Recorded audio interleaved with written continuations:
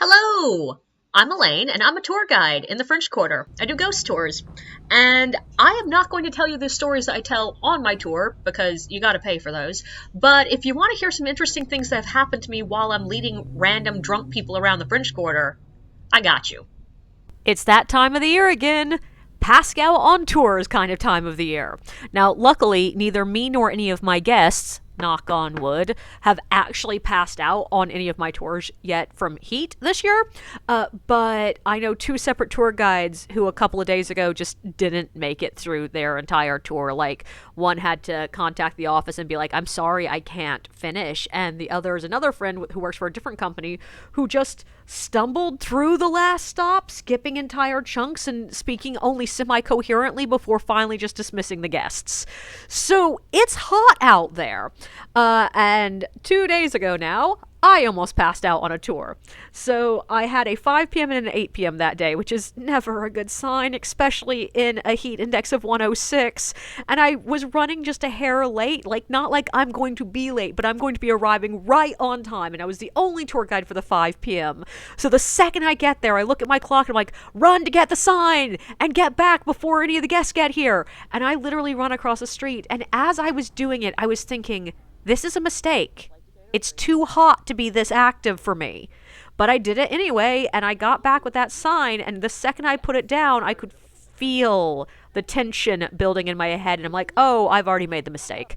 But I pull out my umbrella, because luckily I had an umbrella with me, because it said it was going to rain later on in that night, which, spoiler alert, but I used the umbrella as a sunbrella, and yes, I know there's a word for that, it's called a parasol, but I used my umbrella to shield me from the sun, and that kept me alive for the first stop and a half. And it was about halfway through that second stop when I was like, yeah, no, this is not going to go well. And I was starting to feel that tension in the back of my neck that says, the heat's too much for you. And then the next stop, suddenly I realized that I couldn't quite lift my hand to fan myself, and I was shaking a bit, and everything that I could see was just a little bit blotchy, and everything sounded muffled, like there was a blanket on my head, and I was like, I know what this feeling is. This is the feeling of about to pass out.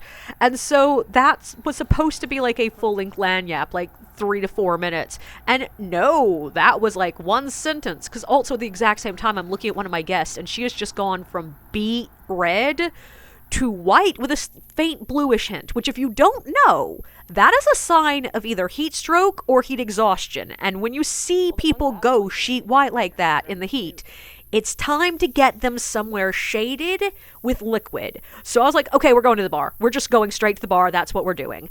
And I move as quickly as possible to get them to the bar. And usually I do a full stop at that bar. Not a long one, but a full one. And that night it was like, this is bar. Go inside. Get drinks. Water. Please get water. Everybody get water. And as soon as they went into the bar, I sat down and shot a message to the office. Because we had a tour guide almost pass out a couple of nights prior, we had a new policy that if you're feeling at all shaky, contact the office immediately so they can start prepping if necessary. And so I sent them the message being like, I am feeling woogie. I am 90% sure I can make it through as long as the guests don't come back quickly. I just need to get salt tablets into me and as much water as I can down. And yeah, during that bar break, I drank my entire water bottle. And thank God one of my guests, I think, had seen how bad I was, because they brought me back a cup of water so I could refill my water bottle about halfway and drank a little bit more of it. And it was just like, this is going great. And like my boss is messaging me back, being like, keep us informed. Tell us exactly how you're doing at each stop. Tell us if you need us to send someone. And I'm like, I can do this. I can do this. I can do this. Meanwhile thinking, and I have an 8 p.m. But the one saving grace I had, it had been saying all day that any moment now it was going to burst out in rain. And I'm like, all I need is the rain. If it just rains, I will be okay.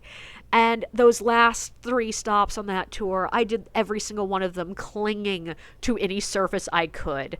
There are bollards on the side of the road that keep cars off of the sidewalks. They have horse heads on them. You've probably seen them if you've been to the French Quarter. And I spent the majority of the tour holding on to one of those, or one of the poles supporting the galleries, or at one point when there was nothing near me, just using my umbrella as a cane and leaning on it, trying not to pass out.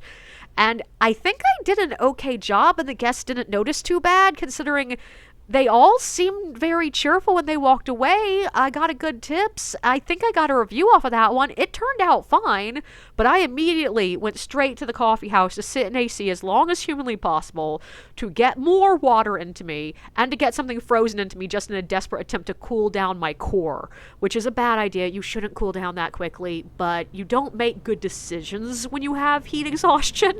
So I got my drink and I was just sitting at that table praying so hard for rain, praying to any deity in the universe who was going to listen to me. And at one point, I'd sort of given up and gone to the bathroom to splash water all over my face. And when I come out, it is raining in a way that I have never seen rain anywhere except for New Orleans. Like, I have lived in the Northeast, I've lived in the South, I've lived in a few different places, and nowhere rains this way. It literally looks like someone has opened a bucket of water and just dumped it on the sidewalk. And I'm like, okay, that's good. And that's when I head up to the start location for the next tour. And I don't even use my umbrella to shield me for the majority of that walk. I'm just like, yes, rain on me. I need it. And it feels like my head should be sizzling as the raindrops hit it. But by the time I got to the start location, I was just feeling a little bit headachy. And I'm like, oh, this is fine. I can definitely do this. And it is pouring down rain harder and harder by the moment. And I'm standing there with an umbrella trying to shield the other tour guide because he's doing the tour that has a projector. And I'm like, hey, that probably shouldn't be getting wet. And we're standing first. The water is up to like the edge of my sandals, which is about 1.5 inches. And I'm like, that's a little bit of water. Then it's over the top of my sandals. And then it's up to my ankles. And at one point I look down. I'm like, yeah, I'm standing in shin deep water. And I go and check the deep spot because there is one spot that's a bit lower than everything else. And yeah, that was almost up to my knees. And I'm like, this is fine. And of course, we're waiting on guests that we know most of these guests are not coming. And sure enough, like when it was about 3 minutes before start time, we were missing most of the guests. So the other tour guide that was going to be taking this tour that night was like, Elaine, I know you're feeling shaky. If you need to go home, that's fine. I'll take, if we have anything less than the limit, I'll take them and you can go. And I'm sitting there being like, yeah, that sounds like a great plan. And I'm looking up going, yeah, I'm going home. There's no way in hell I'm working. And the other tour guide goes to take the sign back. And when he comes back, he has 13 guests with him who'd all been hanging out in the bar. And I'm like, cool, so I am working.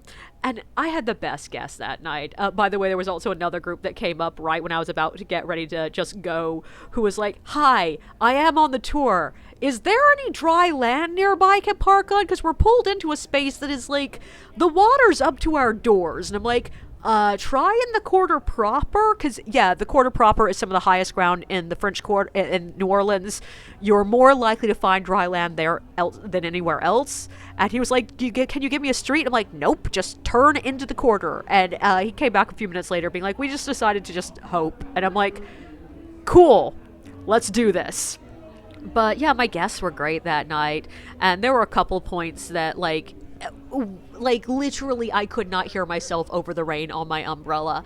And I was fine for the majority of that tour. It was only near the end that minor headache had blossomed into I get really bad heat headaches, and this was one of those. And like I couldn't see out of my left eye. I couldn't really like swallow well because like just every time I swallow, it felt like I was gonna puke. And I'm just sitting there smiling and trying my best to pretend like I don't feel like, you know, I've just been wrung through the devil's armpit. And I'm like, this is fine. And I know I did a good job on that one because I know I got a good review from that one. And then I came home, puked a little bit on the drive home, then made it home, tried to get food into me, made it about halfway through dinner before I went and puked that up, passed out on the couch for about 20 minutes, woke up, ate everything in my fucking kitchen, and went straight to bed. The good news is the next day I was only slightly shaky from my wonderful bout of heat exhaustion, and today I was almost entirely recovered, except now I have heat rash on the back of both my legs because I didn't think to wear sunscreen. It's hot out there, y'all. Don't forget to like and subscribe, and be sure to check out my book, Drunks of the French Quarter Theater, available on Amazon, bookshop.org, Barnes & Noble, pretty much wherever.